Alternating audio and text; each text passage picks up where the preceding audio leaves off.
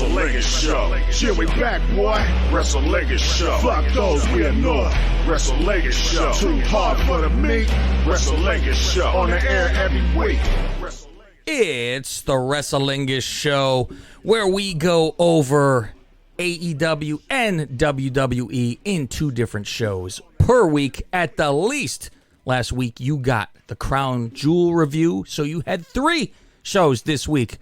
I'm from the Lingus Mafia podcast. My name is Cav Manning. I am along with my consigliere, as usual, Mr. Faustie Walnuts. What do you hear? What do you say? So there is still time for people to sign up to the Wrestlingus tier on our Patreon, patreon.com/Lingus Mafia. You can choose the $5 tier or any of the plus tiers, and you are entered in to win in our contest. Now, there will be 10 winners that get automatically drawn out. We have an app that will spin a wheel, and there will be draw rings. So you have a 1 in 10 chance to win memorabilia that is pretty much all signed, I think, except for like the turnbuckle I have that is not signed. Yeah, I think everything else. The sheet of cards, right? The sheet of cards is not signed. That's another one. But like we have things like Undertaker plaque that is signed. Here's some other thing. Like we have Rock 8x10 signed. We have Austin 8x10 signed. I have... Let me see here, Faust, as I shill. We have Bret the Hitman Hart signed magazine, cards signed by DiBiase, and there's going to be multiple things to win until you get to the later stages, which, like when you win this, the Bret Hitman Hart trunks that are signed, that's going to be one thing that you win because it's a big deal. When you win a turnbuckle, it's going to be one thing. And when you win something like this, Faust... This Hulk Hogan signed, monstrous frame signed WrestleMania 6 picture that is in a beautiful frame. That is going to be a 1-win thing too. But there's going to be multiple packages for the 10 winners. So for $5, you can get into this. That's on the lowest tier, but you are eligible if you are on that Wrestlingus tier. That means you get 2 shows per week at the least. That is a review of all of WWE for the week, and you have a review of AEW for the week as well. When there's a pay-per-view, we'll jump on and give you the pay-per-view review as well.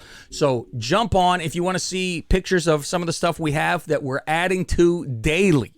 And when I say daily, that's not bullshit. It is daily. We are adding more and more prizes to this, and we will have the full thing completed within a couple weeks to where we say this is 10th place, 9th place, so on, so on, so on, and you will know the exact lock of what we have for you because we've bought things that are being shipped to us now. Right. I would say, Faust, it is well over $500 worth of stuff. Oh, yeah. It's well over. So. Yes. Yeah. It's well over.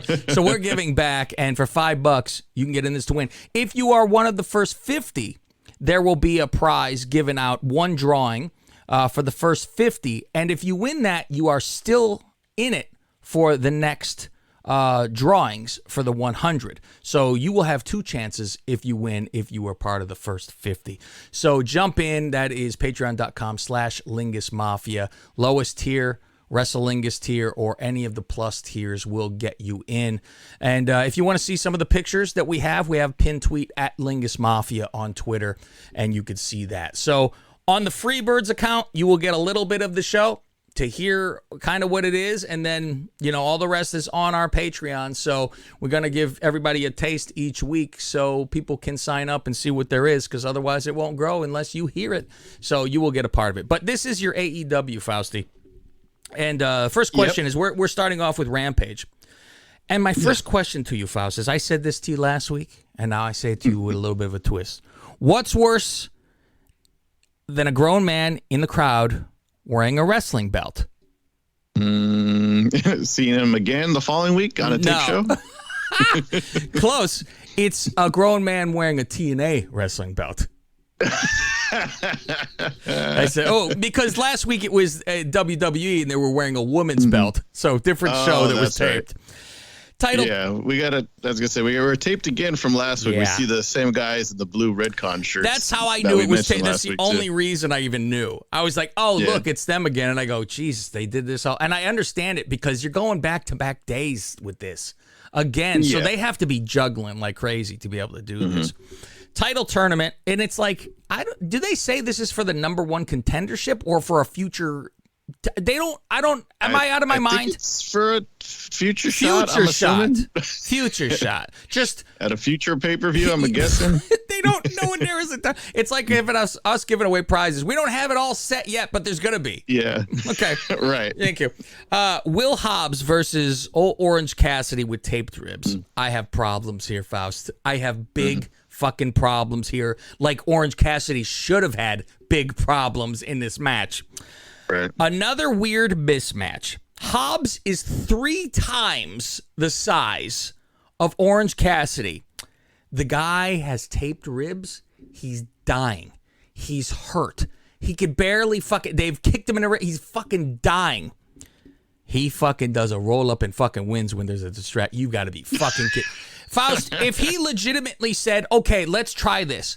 I want to give you a small package and see if you could just, by being stronger and bigger than me, can you just straighten the fuck out and rip me out of my fucking sockets to not hold you in a fucking... There is no way he could even hold him in into a small package. Right. He would explode him. He would go flying like a fucking toy out of the... It looked like Mr. Bill flying through the air. Kidding me. Right. However, where you at on, Orange Cassidy wins.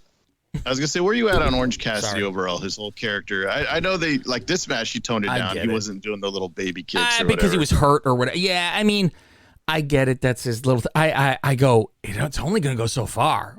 You can't do this forever.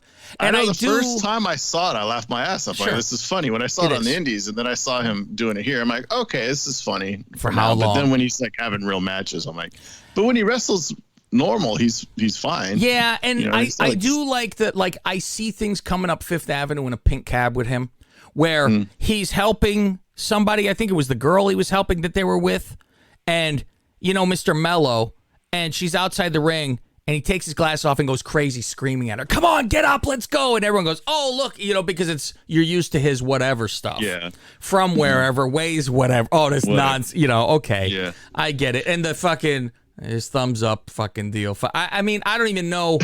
This just is he supposed to just be a lazy person? I guess this is the. They've never really explained it. Like he doesn't care, and then like they try to say, he does that psychology when he does the It's not even that he's doing a psychology like he's gold dust, being brilliant and screwing with people. Right. I'm really a cagey. No, you're just fucking high, or I don't know what the hell's going on, but. They've never explained what's going on or why he's like.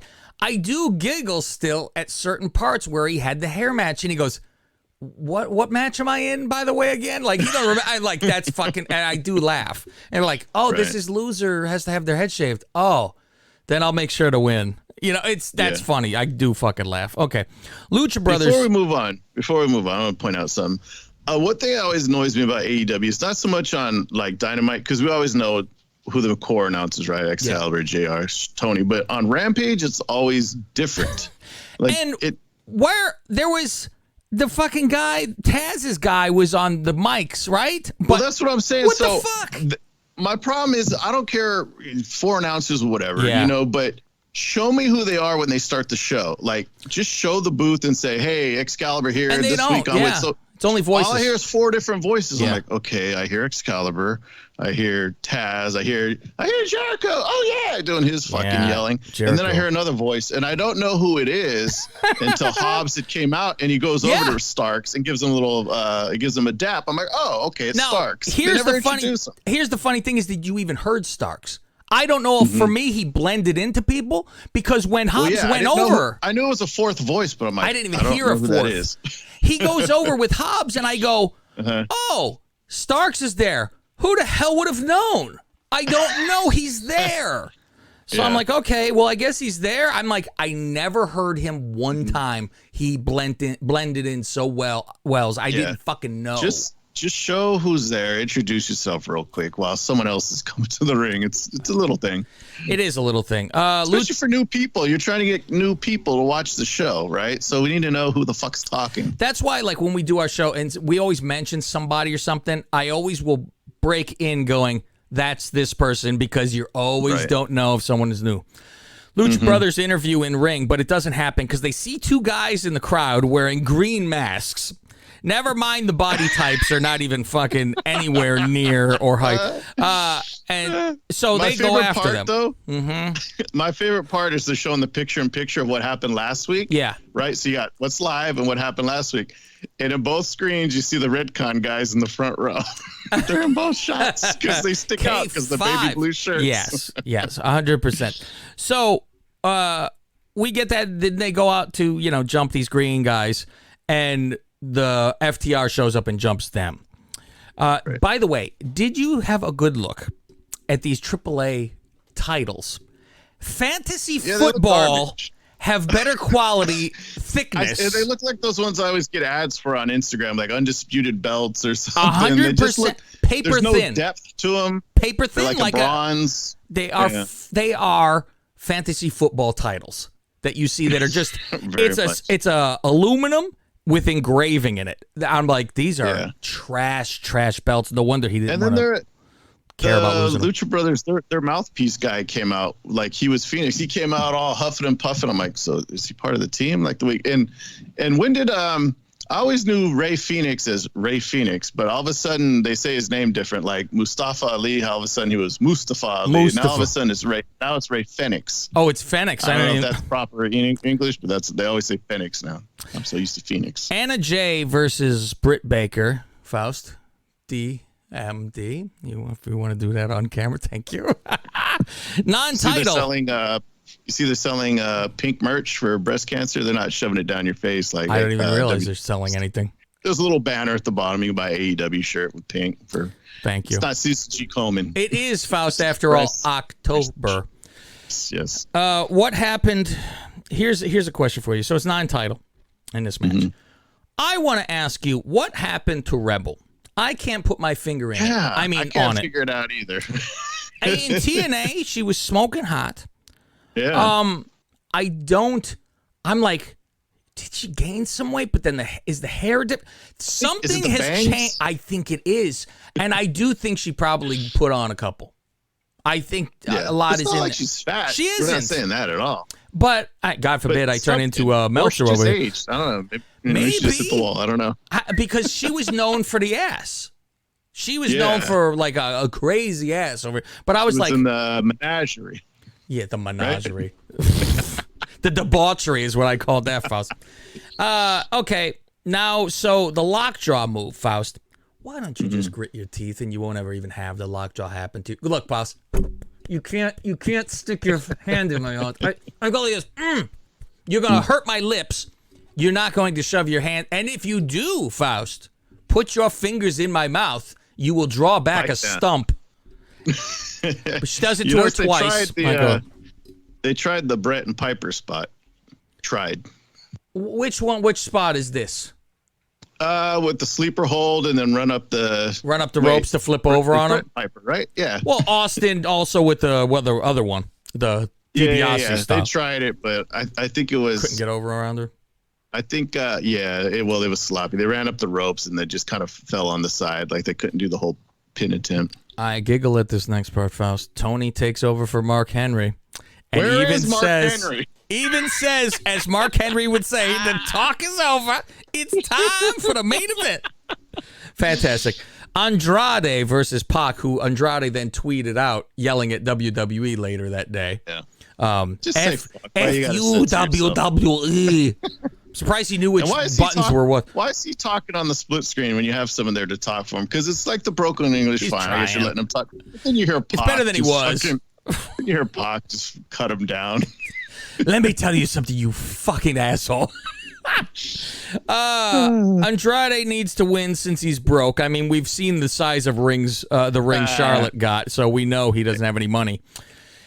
Inside cradle by Pac and wins. Lights go out. Malachi Black shows up. Does the black mist in Pac's face, even though Excalibur says the green mist. Fuck.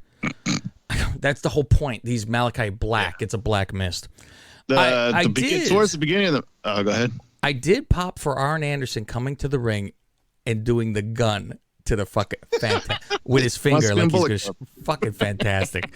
I guess they embraced it. They go, everyone's going crazy about you pulling a gun on people, so let's go. Armed Anderson. At the beginning of the match, Never heard that. Taz says this is one of the biggest matches we've had here in AEW.